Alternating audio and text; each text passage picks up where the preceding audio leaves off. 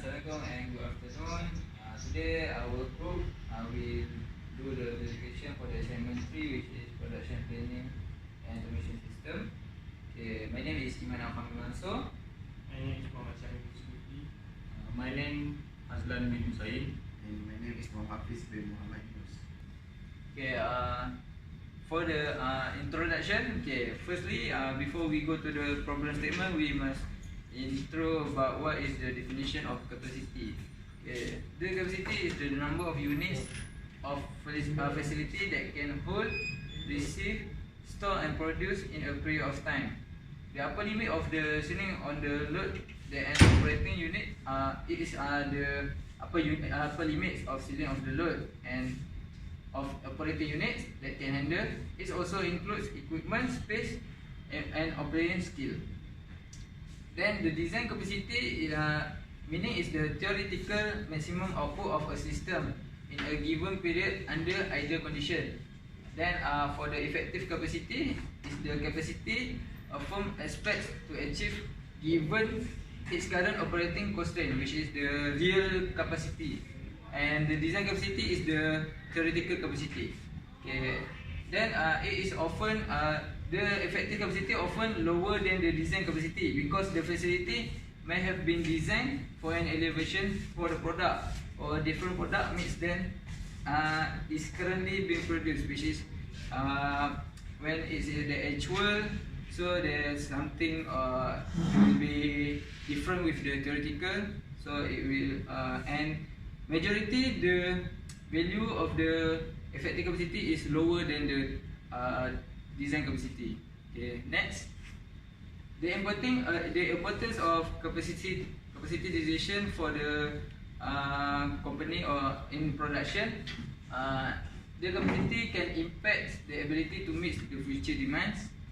It also affects the operating cost. Major determinant of initial cost is also involved in long-term commitments. If it affects with competitiveness with other company. Okay. Also, if affect is of management, which is when we have the capacity design of capacity, we will have the main structure of the capacity, and after it will be easy for us to make the effective capacity, to get the effective capacity. Okay, then it also globalization adds complexity and also impacts the long range planning, which is the design capacity can be used for the future planning. Okay, next. So next is I'm going to talk about strategies for matching capacity to demand, which is we have a demand. We want to match the capacity of the factory with the demand of the customer. So the first strategy is making workforce changes. The workforce meaning the employee of the factory. We increase or decrease the employee according to the demand. If the demand is increased, logically we will increase the employee of the. Next is readjusting the equipment of the and process of the in the factory. The equipment includes machinery, the machine in the company, and again logically, if the demand is increased, so in order to catch up with the demand of the customer, we need to add a lot more machine in the factory, so the machine can handle if a lot more machine, so a more output, more product can be produced. Then is we improve method to increase output. Methods. Okay. And next is we design the product to facilitate more product, more output. Meaning that we do a little bit changes to the product. If the product like very complicated, we make it simple. So we eliminate something that necessary in the product, so we make the product simple, and the we can do increase the output. Next is we design flexibility into system, meaning that the systems can easily be changed according to the situation. Next is the key decision in capacity planning. Key decision. The first one is amount of capacity. This is important to decide a capacity of the factory. Timing of changes. Need to maintain balance. Extent of flexibility of facilities, and the last one is external source of capacity. Okay, so we move next to the problem statement for this assignment 3. Okay, so the problem statement is one of the production department have design capacity of 80 product per day. However, the effective capacity is 64 product per day, and that is the actual output per day. So this is the problem, which means 64 effective capacity for the department, but its design capacity is 80, so it is less than 80, so there might be some problem in the department. So the manager been asked to investigate which factor that make the effective capacity low would be recommended to the manager, which means the manager must be investigate. Okay, so the factor are quality problem, absenteeism, or scheduling, balancing. So the factor that we choose are that the manager need to investigate about the scheduling and also balancing. Alright. Next. Okay, so first we look for the scheduling. So scheduling we can refer to the master scheduling. Okay, master scheduling. The manager must investigate whether this master scheduling are done properly by the management and then effective to be used in the production planning. Okay, so master scheduling is very important because it is the heart of production planning and control. This master scheduling is controlled in the factory. If master scheduling broken, all of the planning control, capacity control will be broken, and then the design capacity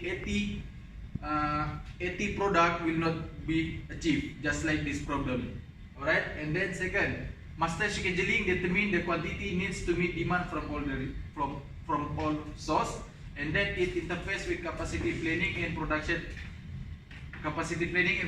planning. This is what I mean, it interface, which means that's why the manager must investigate, because master scheduling make the manager to know the start and also the end period of the production planning. Okay, just like I said, if master scheduling is something wrong, the production also have something wrong, and then will not achieve the design capacity.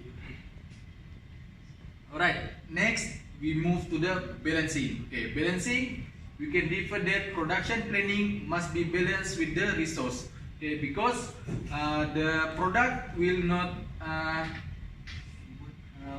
produce, the product will not be able to produce if we don't have enough resource. That's why manager also must check this issue, which means the manager must investigate if the resource that provided are enough to produce 80 product per day. Okay, so as this problem statement, which is the department only managed to produce 64 products, so this is might be the problem. The resource are not balanced with the design capacity.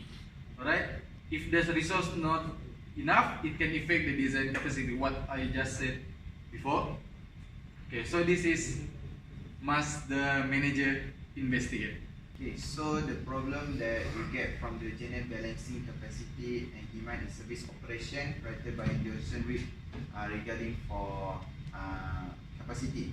So the problem is many service with limited capacity face wide swing in demand that can be caused by the change in the season. So this is a problem as a service capacity usually cannot be kept aside for sale at a later date. So when demand and supply are not balanced, the firm will have idle capacity during low period. but have to turn away customer during peak period.